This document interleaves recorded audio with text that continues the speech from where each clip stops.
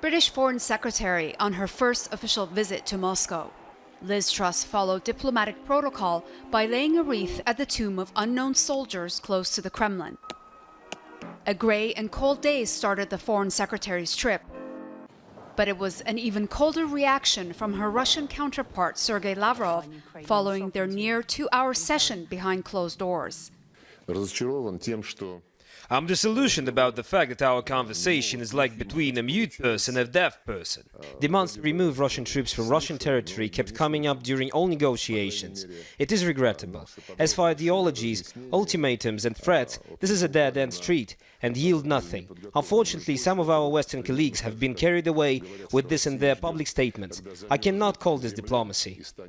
Lavrov made it clear that the British are not listening to Russia's concerns. Fundamentally, a war in Ukraine would be disastrous for the Russian and Ukrainian people and for European security. And together, NATO has made it clear that any incursion into Ukraine would have massive consequences and carry severe costs. The British efforts to reduce tensions continued in the Belgian capital, where Prime Minister Boris Johnson met NATO Secretary-General Jens Stoltenberg, both presenting a united front against what they say is Russian aggression. This is probably the most dangerous moment, I would say, in the course of the next few days, in what is the biggest security crisis that Europe has faced for decades. And we've got to get it right. And I think that the combination of sanctions and military resolve plus diplomacy are what is in order. From Brussels to Warsaw in the same day, Boris Johnson visited the Polish capital to reiterate Britain's resolve to protect NATO allies. Another 250 British soldiers are due to arrive in Poland soon, making it home to the largest overseas deployment by Britain's armed forces.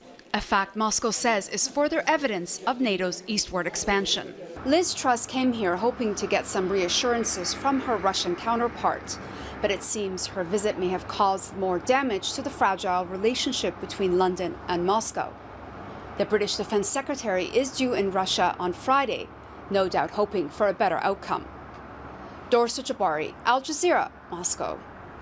Mr. Vasson's in the Belarusian capital Minsk with more on the start of Russia's military drills. Russia is flexing its military muscle right here in Belarus. Kremlin has already confirmed that this is not the usual exercise. This exercise called Allied Resolve, basically defending the Union state, which involves Russia and Belarus, against what they say is a NATO imminent attack. The Kremlin said it's an unprecedented threat to the territory, and that's why the scale of this exercise is much larger than the usual exercises these countries will hold normally.